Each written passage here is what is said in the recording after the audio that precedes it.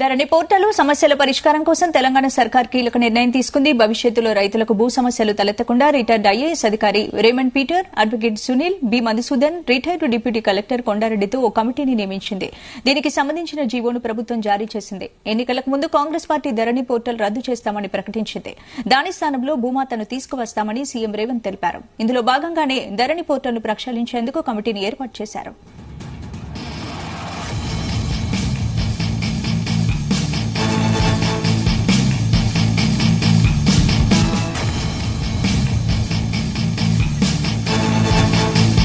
ఇదే అంశానికి సంబంధించి పూర్తి అప్డేట్స్ మా ప్రతినిధి శ్రీచరణ్ అందిస్తారు. శ్రీచరణ్, స్పందన, ఈ రోజు ధరణి పోర్టల్ పైన ప్రధానంగా సమస్యలు ఇక ముందు ఎలాంటి సమస్యలు తలెత్తకుండా ప్రభుత్వం 4 కమిటీ మెంబర్లను ఏర్పాటు చేసింది. ఆ 4 కమిటీ మెంబర్లలో మెంబర్ కన్వీనర్ గా రిటైర్డ్ ఐఏఎస్ రేమండ్ పీటర్ ని నియమించింది. అలాగే కాంగ్రెస్ సీనియర్ నేత కోదండరామ్ రెడ్డిని, అలాగే ఒక న్యాయవాదిని కూడా నియమించారు. న్యాయవాది సునీల్, అలాగే బి మధుసూదన్ అని చెప్పి స్పెషల్ గ్రేడ్ డిప్యూటీ కలెక్టర్ గా రిటైర్డ్ అయిన అధికారిని నియమించింది.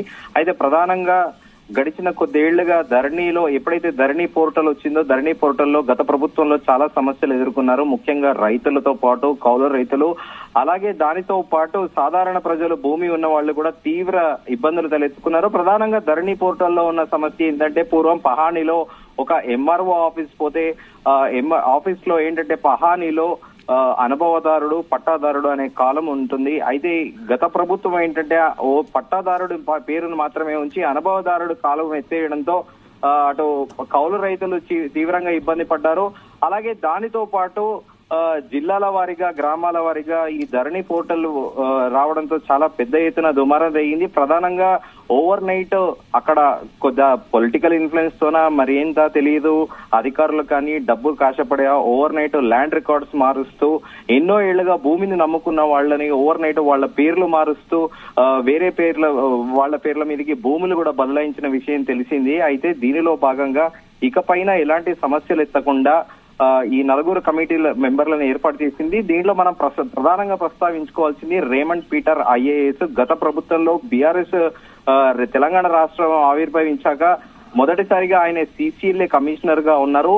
అప్పటి ముఖ్యమంత్రి కేసీఆర్ బాహాటంగానే పలుమార్లు రేమండ్ పీటర్ చాలా సమర్థవంతమైన అధికారి అని చెప్పి బహిరంగంగానే ఆయనని పొగిడారు కూడా.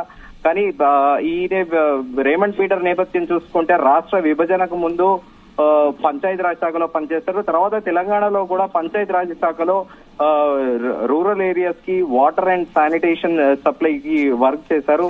అలాగే చాలా సమర్థవంతమైన అధికారిగా కూడా ఆయనకి పేరుంది. అలాగే రాష్ట్రం ఆవిర్భవించాక చాలా సిసిఎల్ఏలో సమస్యలు ఉండే, ప్రధానంగా అప్పుడు ఉమ్మడి రాష్ట్ర విభజనకు సంబంధించి అటు ఆంధ్ర ఆస్తులు కానీ, ఇటు తెలంగాణ ఆస్తులు కానీ, ఆంధ్రప్రదేశ్ కి సంబంధించిన భూముల విషయంలో కానీ, ఇటు తెలంగాణకి రావాల్సిన విషయాల్లో కానీ చాలా సమర్థవంతంగా పనిచేశారు. ఈ రేమండ్ పీటర్ ఐఏఎస్ అధికారి, రిటైర్డ్ అయిన ఐఏఎస్ అధికారి, చాలా పేరుగాంచిన ఐఏఎస్ అధికారి. ఇప్పుడు ప్రస్తుతం ముఖ్యమంత్రి రేవంత్ రెడ్డి ఏరికోరి ఆయనని ఈ ధరణి కమిటీలలో ఆయన ప్రధాన కన్వీనర్ గా నియమించారు. అలాగే మనం కోదండరామరెడ్డిని చూసుకుంటే ఆయన కాంగ్రెస్ సీనియర్ నేత, ఒకప్పటి జేఏసీ కన్వీనర్ గా పనిచేశారు తెలంగాణ ఉద్యమంలో. అలాగే ఒక అడ్వకేట్ న్యాయ నిపుణుని కూడా పెట్టుకున్నారు. బి సునీల్ అనే న్యాయవాది కొన్నాళ్ళు హైకోర్టులో ప్రాక్టీస్ చేశారు. ఈయనకి భూమికి సంబంధించిన విషయాలు, అన్ని అంశాలపైన చాలా ప్రధానంగా చాలా పట్టు ఉంది. అలాగే ఈ బి మధుసూదన్ అనే వ్యక్తి డిప్యూటీ కలెక్టర్ ర్యాంక్ లో రిటైర్ అయిన అధికారికి కూడా రెవెన్యూలో చాలా కాలం పనిచేశారు. ఆయనకి సుదీర్ఘ అనుభవం ఉంది. అందుకే ఈ 4 ప్రధానంగా ఈ కమిటీలో ఏర్పాటు చేయడం జరిగింది. ఇకపైన మనం చూడాలి ఈ ధరణి పోర్టల్ ని. ఇప్పుడు ఎన్నికల సందర్భంగా ధరణి పోర్టల్ ని ఎత్తేసి భూమాతని తీసుకొస్తామని అప్పట్లో అయితే కాంగ్రెస్ నేతలు పేర్కొన్నారు. కానీ ఇప్పుడు ప్రస్తుతం ఉన్న ధరణి పోర్టల్ ని మాడిఫై చేస్తారా, లేకపోతే ఈ కౌలు రైతులకు న్యాయం చేస్తారా, లేకపోతే ఓల్డ్ రికార్డ్స్ ఏవైతే మాయమైపోయాయో, ఓవర్ నైట్ రికార్డ్స్ మారిపోయి ఇటు భూములు ఒకళ్ళ నుంచి ఇంకొకళ్ళకి బదలాయింపులు జరిగాయో వాటన్నిటిని సరిచేస్తారా, లేకపోతే ఇప్పుడు ఏం చేస్తారనేది ఇప్పుడు ప్రధానంగా ప్రభుత్వానికి ఉన్న పెద్ద సవాల్ ఇది. సో దీనిపైన తీవ్ర కసరత్తుల అనంతరమే ఈ కమిటీని నియమించినట్టు, ఈ 4 సభ్యుల కమిటీని నియమించినట్టు మనకు అందుతున్న సమాచారము. కానీ ఏదేమైనప్పటికీ ఇప్పటికీ కూడా still as of now day కూడా రాష్ట్ర వ్యాప్తంగా ఇంకా భూ వివాదాలు అలాగే కొనసాగుతున్నాయి. చాలా మందికి కొంతమందికి ప్రభుత్వం అఫీషియల్ గా ఇచ్చిన పాస్బుక్లలో పట్టాదారులు కానీ తమ సర్వే నెంబర్లు తమ పేరును ఉన్నప్పటికీ పవర్ ఆఫ్ అటార్నీ కింద వేరే వాళ్ళకి భూములు రిజిస్ట్రేషన్ చేసుకున్నప్పటికీ ఇప్పటికీ కొంతమందికి వాళ్ళ పట్టాదారు పాస్బుక్లలో వాళ్ళ పేర్లే ఉన్నాయి. కానీ రైతు బంధు మాత్రము ఈ ఓవర్ నైట్ గ్యాంబ్లింగ్ చేసి రికార్డ్స్ మార్చిన వాళ్ళు ఎవరైతే సదరు బదలాయింపులు చేసుకున్నారో భూమి వాళ్ళ పేరిట రైతు బంధు పడుతుంది. కానీ చూడాలి ప్రభుత్వం ఎలాంటి యాక్షన్ తీసుకుంటుంది, ఇలాంటి అన్యాయాల అక్రమాలు జరిగిన భూముల పైన కానీ ఏందనేది మరికొన్ని రోజుల్లో మనకు తెలిసిపోతుంది. క్లియర్ గా ప్రభుత్వం ఎలాంటి యాక్షన్ తీసుకోబోతుంది ఈ భూ అక్రమదారుల పైన, భూ కబ్జాదారుల పైన అనేది మనం మరింత కొంతకాలం వేచి ఉండాల్సిందే. స్పందన. శ్రీచరణ్, ఇప్పుడు ఎన్నికలకు ముందు అయితే కాంగ్రెస్ పార్టీ ధరణి పోర్టల్ ని రద్దు చేస్తామని ప్రకటించింది. మరి దాని స్థానంలో భూమాతను తీసుకువస్తానని సీఎం రేవంత్ తెలిపారు. ఒకవేళ భూమాతను తీసుకొస్తే మరి దీనివల్ల రైతులకు ఏ విధంగా హెల్ప్ అవుతుంది? ఇప్పుడు ప్రస్తుతానికి తాత్కాలికంగా ఒక విషయం మనం ఇక్కడ చెప్పుకోవాలి ఏంటంటే స్పందన, 3 సంవత్సరాల పాటు ప్రభుత్వం అఫీషియల్ గా రైతు బంధు పథకం అనేది ఎవరి అకౌంట్ లో అయితే పడిందో ఆ రైతు బంధు బెనిఫిషియరీస్ ఎవరైతే ఉన్నారో ఒకవేళ ఒకరి భూమిలో ఒకళ్ళకి బదలాయింపులు జరిగినా కూడా ఈ రైతు బంధు పథకం అనేది ప్రధానంగా వస్తుంది. అది ఒకవేళ కోర్టుకు వెళ్ళినా కూడా కోర్టులో కూడా అది చెల్లుబాటు అవ్వదు.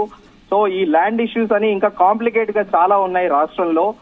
సో ప్రధానంగా ఈ రైతు బంధు పథకం అనేది అఫీషియల్ గా గవర్నమెంటే రైతులకి సహాయంగా రైతులకి పంటకు పెట్టుబడి రూపంగా ఇచ్చినప్పటికీ కానీ ఈ రైతు బంధు అనేది ఇప్పుడు ఇది కూడా ఒక ఛాలెంజ్ పెద్ద సబ్జెక్ట్. ఎందుకంటే భూములు మనము వెనకటి కాలంలో చెప్పుకున్నట్టు భూస్వాములు పెత్తందారులు అనే వాళ్ళు పట్టణాలకు వలస వచ్చి వాళ్ళు ఊర్లో భూమిని వదిలేసి వచ్చిన నేపథ్యంలో అక్కడున్న సాధారణ ప్రజలు రైతులు భూమిని సాగు చేసుకొని ఇన్నాళ్లు వాళ్ళు పండించుకొని అప్పట్లో ఒక లా కూడా ఉండేదని అంటారు. 11 years టెనెంట్ రైట్ ఎవరైతే భూమిలో వాళ్ళు సాగు చేసుకుంటారో ఆ భూమి వాళ్ళకే వర్తిస్తుంది అనేది ఒక చట్టం కూడా ఉండేదని అంటుంటారు. కానీ ఇప్పుడైతే ప్రస్తుతానికి రైతు బంధుని ప్రామాణికంగా తీసుకుని రైతు బంధు 3 సంవత్సరాల గీట ఎవరైనా పట్టాదారు అకౌంట్ లో పడితే అది హైకోర్టుకు కానీ సుప్రీంకోర్టుకు వెళ్ళినా కూడా చేయాల్సింది ఏమీ ఉండదు అనేది కూడా న్యాయ నిపుణులు చెప్తున్నారు. కానీ ఇప్పుడు ఈ ఉన్న సమస్యల్ని ఎలా పరిష్కరిస్తారనేదే ప్రధాన సమస్యగా ఉంది. అలాగే దాంతో పాటు కౌలు రైతులు ప్రధానంగా మనం చూస్తూనే ఉన్నాం. గత ప్రభుత్వంలో చాలా రాస్తారోకోలు, ధర్నాలు, తమకు రావాల్సిన కనీసం ప్రభుత్వం నుంచి ఎలాంటి సహాయం లేదు, కనీస హామీలు కానీ మినిమం రైతు బంధుకు ఇనిషియల్ గా 4,000 రూపీస్ గవర్నమెంట్ ఇచ్చింది పర్ ఎకర్కి, తర్వాత 5,000 చేసింది. కాకపోతే దాంట్లో ఇప్పుడు మేము నష్టపోతున్నాము. ఇక్కడ భూస్వామి ఎవరైతే భూమి ఉన్నారో పట్టదారు వాళ్ళు పట్టణాలకు వలస వెళ్లారు, సాగు చేసేది మేము, మమ్మల్ని కూడా చూడాలని పలుమార్లు అభ్యర్థించిన విషయం తెలిసిందే. కానీ ఇప్పుడు ఈ సమస్యను ఎలా పరిష్కరిస్తారనేది మనం మరికొన్నాళ్లు వేచి చూడాల్సిందే. స్పందన. Right, thank you Sricharan.